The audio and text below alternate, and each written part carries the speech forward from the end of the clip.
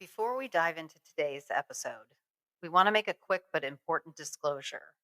The information and advice shared in this podcast are intended to provide general knowledge and understanding about wellness and health related subjects.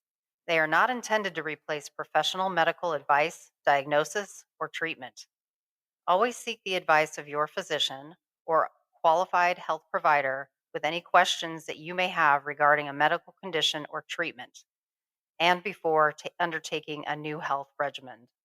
Remember, your health is your responsibility, and it's always best to consult with a healthcare professional.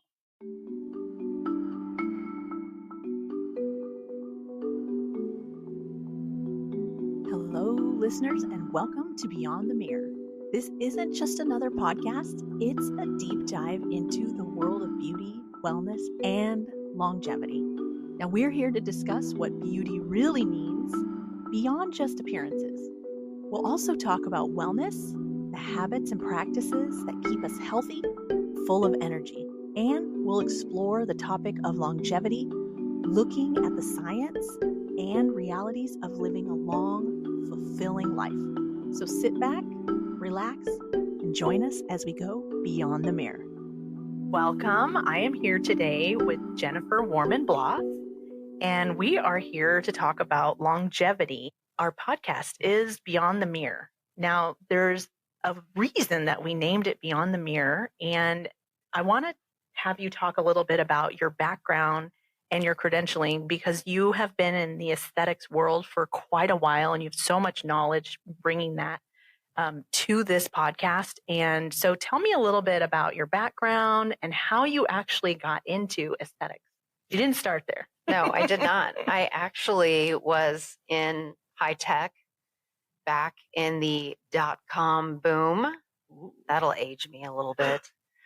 And it was a great industry and I enjoyed it. I learned a lot and it has helped me in 1,000 ways, just understanding software, computers and such. It's outgrown me a lot and I am learning a lot more now. But that was my start. And actually, I worked with a lot of men and traveled often for my work. And my escape was to go to the spa. So when my coworkers were off playing golf, I was at the spa and I just kind of fell in love with it. I think I understood self-care very early because I've always been kind of an anxious, stressed out person, and that was a good escape. And you always look better afterwards. Yeah, you feel better. It's like, I did something for me. Exactly. And so on 9/11, the first and original 9/11, not the, anniversaries or anything. I was supposed to travel from Boston to Philadelphia by train through New York City. Mm-hmm. And I was packing that morning because it was an afternoon train to take that trip, and everything was unfolding in Manhattan. Wow. And at that moment, I was pretty unhappy at that moment in my job. I found it pretty unsatisfying. And it was kind of imploding, like the .com world was imploding at that moment. Also, it was the time when people had all this money and businesses, but the companies weren't actually worth what all that money was being thrown at. And so businesses were just crumbling and it was just messy. And so it just gave me pause that day, watching the terrible things that happened and knowing that life is short and I was unhappy. And I literally, the second all of that was over, there was a beauty institute in Boston called Katherine Heinz Institute. I enrolled. I think it was about a week later. Wow. And I was like, I'm going to make this change. And it was a big change. I was making huge. 6 figures, easy, big 6 figures. I'll never forget my mom saying, "You're going to give up your job to wax eyebrows?" And me kind of explaining there's like a lot more to it than that, Mom. Oh And my goodness. at that time, there wasn't a whole lot more to it. No. This was Yeah. 22 years ago. Yeah, wow. And, it was a lot of facial waxing. There was lasers beginning to emerge, but they weren't heavily used. And they certainly weren't used by estheticians. They were used by nurses and doctors and things like that. Yeah, it was more medical. Mm-hmm. But then at some point, we moved from Boston to St. Louis, and I started working here. And when I began here, that was 18, 19, was right around the time my children were born, 18, 19 years ago, almost 20 years ago, actually. And there was more emerging. That's sort of the beginning of, there was laser hair removal and there was IPL. Those were like the two main lasers at the time, but they were torturesome. Yeah, I remember. That old laser hair removal. I remember doing that laser hair removal and going, oh my gosh, why are people going through this? Like, this is terrible. Torture. Just wax or something, Yeah. But Wow. it's come a long way. It is just tremendously changing and evolving. And I personally project that we see a time where your esthetician or nurse can transform your face almost as well as a plastic surgeon. And we're seeing that technology. Yeah, we see that already. Yes. Yeah. And so it'll mean more natural faces, less downtime, less surgery. I'm not saying it's going to be gone. I'm just saying the potential is incredible. And the thing about me in particular is that I'm super into it, nerdy, following the trends, constantly learning new things, constantly adding new things. And I'm just meticulous. Like, when we buy a laser, we don't take it lightly. It could be a 12-month process for me to go through all the options, try all the different products out there, and then land on what's truly the best product. And sometimes that meant I'm spending more money on the device, but I'd much have it work.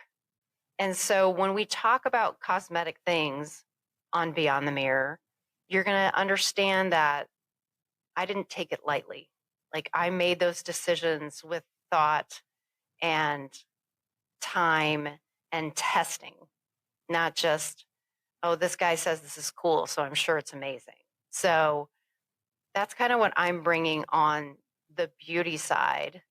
And I do believe that men and women feeling attractive does have such positive mental health benefits, or just taking care of yourself is so tremendous that, it's key to a piece of, of health and wellness, and they can marry together beautifully. And so that's where a couple years ago we started expanding the practice into wellness, because I was like, there's so much more than just the surface. And then that's where you come into the picture. Yeah. And you have built this practice up, and you have, 20 employees now? Yes. Yeah. So basically, Elemental Aesthetics was created in 2011. Okay. And it started with me alone in a dermatologist office, just as myself as Elemental Aesthetics. Mm-hmm. I did that for about 5 years or so. And then I wanted more toys and lasers and things. And the only way I was going to get those is by adding staff. And because logistically, financially, it didn't make sense to buy a $200,000 laser and just run it by myself. Yeah. That would not be productive. So I expanded in 2016. Mm-hmm. And then again in 2021, we did another big expansion. It all happened very, very quickly. Yeah. And it just continues to spot right now where we have just such good technicians. We really do. So smart. Mm-hmm. And talented and mature, like they've been doing this for more than a half a heartbeat, which is amazing. Yeah, it's actually phenomenal. Who, me as a nurse, I don't know much about skin other than the function, Yeah. and like how to keep it youthful and all the outside and all your knowledge. And I love how all the staff that you do have is so knowledgeable. I mean, they're really quick to answer questions. They can help with someone who's dealing with horrible acne that they just can't figure out, or hey, I want to get rid of some fine lines. All of a sudden, these are popping up, or whatever it is to do with the skin. And so I do love that having so many amazing staff with so varying backgrounds and knowledge just at our fingertips, which is really cool. Yeah, it's been a blessing to be aligned with you and your amazing team. And I came into this with the nursing background. So I knew when I was like 2 that I wanted to be in the medical field. I just love science and loved having just the ability to learn new things constantly on a regular basis. And so my background, been a nurse for 22 years. I grew up in California and Southern California. And so we had a lot of wellness and a lot of hospitals and a lot of amazing things at our fingertips because they seem to come to, the coast first, and then they make their way in and ended up here. My husband got relocated here in St. Louis, so we ended up here in 2018. Now, along my journey, I was probably a few years into nursing. My mom was about 58, and she started passing out from her blood pressure medication, and then she started having anaphylaxis from her allergy shots that she had been getting for like 20 years. And so I was like, Mom, these are no longer going to be viable options for you to help heal your health. We are going to have to find different ways to address these things for you. You just don't seem to do well with modern stuff that's out there, the modern solutions. And so I had done some research and did some dabbling and found that, there was a few different herbs and stuff that we could try, some botanicals that we had used on her. Well, all of a sudden she started feeling better. I met a naturopath along my journey. The naturopath showed me how to use something called biocommunication. This is an amazing tool to help me find deficiencies, toxicities, and food sensitivities. She used the tool on my mom, found out that my mom had a wheat sensitivity, took away the wheat. My mom dropped 67 pounds in 3 months. I mean, huge. It was keeping her so inflamed and we had no idea. And it was funny because the first thing my mom's like, I'm not allergic to wheat. I eat wheat all the time and it's completely fine. And then we're like, well, just humor me. Let's see what happens when you take it out, And lo and behold, she comes off 12 medications. The 67 pounds comes off. She's kept it off the entire time. Like she's not gained her weight back, which is phenomenal. And so at that point, I was like, okay, there's something to this holistic thing. What else can how else can we bridge the gap? There's so much knowledge and power in helping your body heal itself naturally that I think we're missing on the Western medicine side. And so at that point, the naturopath and I joined forces and we were seeing 60 to 100 clients a day down in Redlands, California. And at that point, she's like, we're so busy. You just need to get your own practice, your own tools, and just open it up and go forth, And so then I did. And we ended up leaving California, went to Texas first, and then 2018 moved here and built up my practice here in St. Louis. And it's been amazing. Yes, that's all extremely that trajectory makes sense, not only coming from California, but also we are in the middle of a revolution in healthcare, and people are asking questions and considering different options than maybe in the past. Mm-hmm. And so it is the time. And it's interesting too, because wellness is evolving like aesthetics. I mean, they're both in this constant evolution of knowledge and understanding and technology and data, studies, all the things. Oh, yeah. I mean, medicine in general has actually been an evolution forever. And I see wellness now being the next logical option. And ironically, some of that means going back to our roots.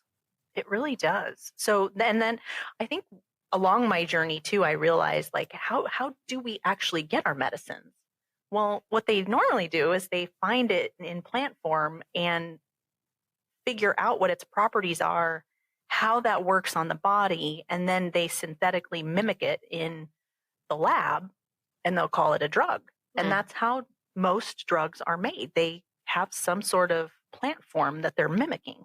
And so in my mind, I'm thinking, why aren't we just using what God gave us? You know, well, sure. The what is just naturally there. And let's see how that works, because less side effects. And our body seems to adapt to it a lot better. Our DNA is designed to communicate with plant DNA. So it makes sense. Whereas synthetic it's hit or miss. It might have a side effect. It might not communicate as well with a person's body. And I'm not one to say there's no place for medicine. Me either. No. It's more, let's marry these together, right?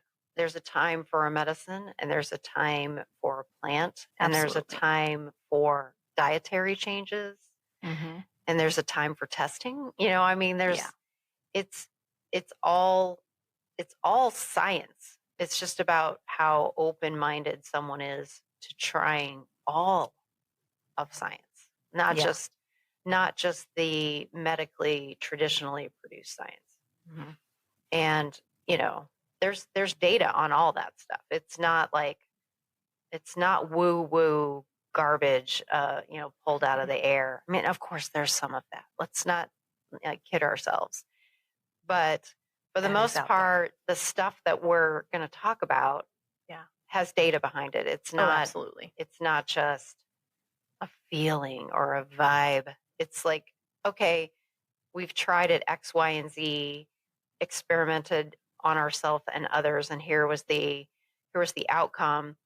Or there's data. Here's science and data and studies and information that is helping us guide us to that decision making, basically. Absolutely. And I do also want to stress that there is a way that the body starts to compensate or break down. And there's also a way to help reverse that. And that's really what we do, is we're looking at, number one, how can we not only just live longer, but live better? Because there is a point where we do have our Americans living longer, but they're living in nursing homes, bedridden. And so think about like how it is that you want to live your last 20, 30 years. I know for me, I want to live them mobile. And so when my mom got sick, it was very interesting, because the thing I was more focused about was, number one, I want to help my mom feel better so that she can live better. But then I also was thinking, if I can help her and figure out what it is that's breaking her body down and causing it to compensate in a certain way, we start to reverse that, then I don't have to turn those genes on. And I don't have to repeat that whole cycle, my generation, and then give that and pass that down to my kids. I can be the change. I can monitor and foster a whole new legacy with my kids and my life based on the choices that I am making today. And so that I thought that was very powerful to be able to have that, those kinds of tools in hand to then offer that to my children. So. Well, and actually we are in a time where our longevity is lessening. It is. For the first time in history. It is. Not just U.S., it's a lot of countries. Yes. And so, for a long time, we've been focused on modern medicine And now maybe it's the time to look at more than just modern medicine. Sometimes it's to look at ancient medicine and mix it with modern medicine and see if that can't improve, again, how we feel in the future. I mean, I think people in my age group, and maybe even younger than me now, are thinking or watching their parents going, hey, I want to do better than that. Like, I want to be mobile is a great word. Yeah. I've never seen so many canes and walkers and such. Yeah. And I think it just feels like that's on the rise in public. And it just makes me wonder why. Like, why does that have to happen? Like, is there ways, like, we're going to talk about ways to work out. We're going to talk about ways to eat. We're going to talk about skin health. We're going to talk about brain health and sleep and all of the things that are just critical to making, this whole thing work together. Movement. Yeah. I love it. And I'm not a wellness expert, or I'm not like, I don't have a title or I don't have a certificate. All my research. I don't have a certificate. Own. Yeah. Lots of rabbit holes. Yes. I spent a lot of time being a very good internet person, finding answers and solutions for my own health issues, trying things that didn't work and trying things that did. And just definitely I'm like reading. I'm like crazy. I mean, she reads way more than even I do, and I read a ton. I'm like, man, girl. People are just like, when do you do that? I'm like, oh, that's when I'm not sleeping at 4:00 in the morning. I mean, what else are you going to do if you're awake? If you're awake and you're wide awake. Yeah. And maybe that meant I should have gotten up at 4 because I had slept well. I don't know, but it's of course not just that, but I'm obsessed with information. And so the way that I've treated aesthetics and the way that I've analyzed how we brought products and services in is the same way that we'll be addressing wellness, where it's like really thought through with Dena's experience and with my rabbit hole technique. We can really find solutions to some crazy problems that people have. And just, I mean, how awesome would it be to help 1, 2, 5, 1,500, thousands of people feel better? Like, I mean, it can start with the person that's listening right now and continuing to listen on and see if our little pot of insanity over here and brains and kind of nerdiness will like bring you answers to things that you have questions about. Maybe it's just, what laser should I get? And maybe it's, how can I sleep at night? How can my gut work better? Like, we might have to have a poop conversation at some point. I'm down. These things all are important, and they're all giving you feedback on what's going on with you. And so we're going to combine our mental efforts to try to guide you on this mission we can all be on together. And this is for men and women both, by the way. It's not just for women. I wish actually more men were in doing cosmetic stuff. I know they typically age on the surface better than we do, but they aren't aging on the internal as well as we do. No. So we hope you come along on our journey and you keep following along and you comment and like and share what we're providing. And let's see what we can do. I do want to add, I think sometimes there's a thing that happens for us when maybe like a family member or somebody has some sort of issue that we sign on to this contract that we're going to get it. And we're finding with epigenetics that it doesn't have to be that way.